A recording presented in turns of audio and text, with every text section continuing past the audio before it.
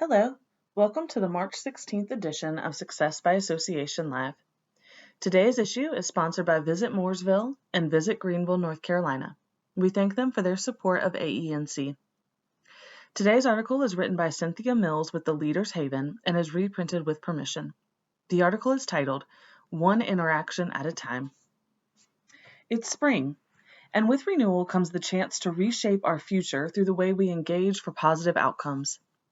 We're in a unique moment in history with the possibility of reframing our jobs beyond the missions with which we are charged, an opportunity to use our influence to impact society one interaction at a time, to define the world we want to live in differently and to serve with distinction. Building up human beings who in turn use their confidence, wisdom, and engagement to do the same for others fuels possibility.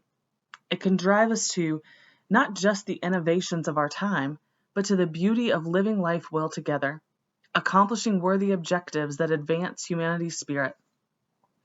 Leadership is a moment-by-moment earned position, granted to you by others, because of their belief, trust, and evidence gathered that you have their best interest at heart.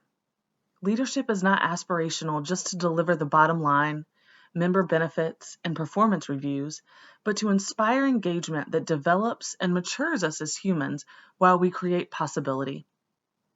Communication, one interaction at a time, is how we go about this, and it's such an incredibly hard thing to succeed at in life. With lazy attempts, it's why relationships break down, contracts get broken, nations fight, and why we wind up so tired. Every word we utter and every gesture we make creates the world we live in, impacting those who are on the receiving end. Each day we write a story, a tale of how our children will remember their family when their little feet are in grown-up shoes, a yarn about how people work and give of their time to do remarkable things together, a morality play of sacrificing something of ourselves for someone else to grow, a memorial when one of us was suffering and we came together to ease their journey. If only we will but make the effort to consistently do the work that is more than what is on our daily task list, one interaction at a time. What gets in the way of taking the time to ensure our interactions propel us all forward? We live in a work environment where busy seems to be a gold standard. It gets interpreted as, I must be doing something valuable, whether it's strategic or not. Busy means there is something measurable I'm immediately going to be able to show my supervisor or the board. However, what we've learned is busy is the destroyer of creativity, and the latest studies show it can create permanent damage. In Deep Work, Cal Newport says, spend enough time in a state of forensic shallowness and you permanently reduce your capacity to perform deep work.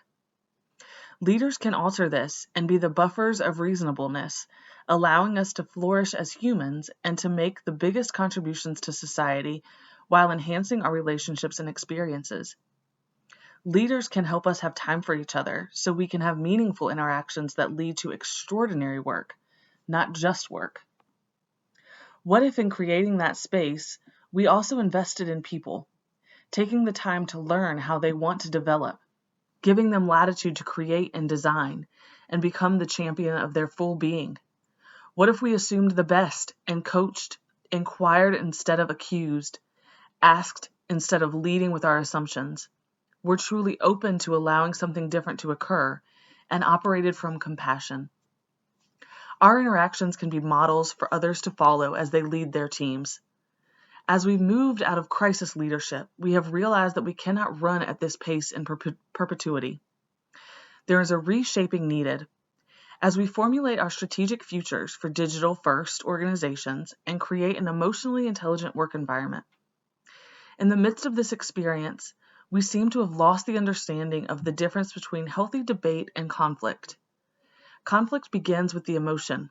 It starts with me wanting to get my point across, rarely positions an intellectual argument first, and seeks to win instead of seeking to understand, collaborate, or negotiate. Conflict overwhelms the room with words, behaviors, intentions, and blocks the exchange of ideas intentionally. Debate starts with a well-crafted position, homework, and a grounding in facts, a thoughtful presentation, a respectful tone, and a willingness to put forth thoughts for pondering, discussion, or examination, while remaining open to learning, listening, and co-creating, a win for all. It reminds me of the times I entered a board meeting certain of how board members would approach a topic, and pretty sure where my own position lay, only to be amazed at how a thorough and respectful exploration resulted in an even more compelling decision than where we began, and how my own position was comfortably altered in the process, one contribution at a time, one interaction at a time. This points to one of our key challenges today, that we have not undertaken the leadership development work to be adept at how we invite, facilitate, discuss, de-escalate, and lead through difficult discourses. How we accept that every issue doesn't have to have a winner and a loser. Grasp we can engage well with respect when opinions, experiences, and values may not align.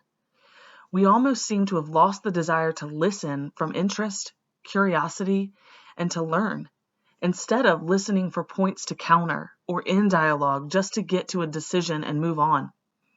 If we can learn not to personalize our discussions, we can have a shot at understanding differences and live well together, while allowing each other to coexist. What if we define not just our culture with words, all the good ones like trust, respect, collaboration, etc., and also asked ourselves, when we are living these, what behaviors will we see?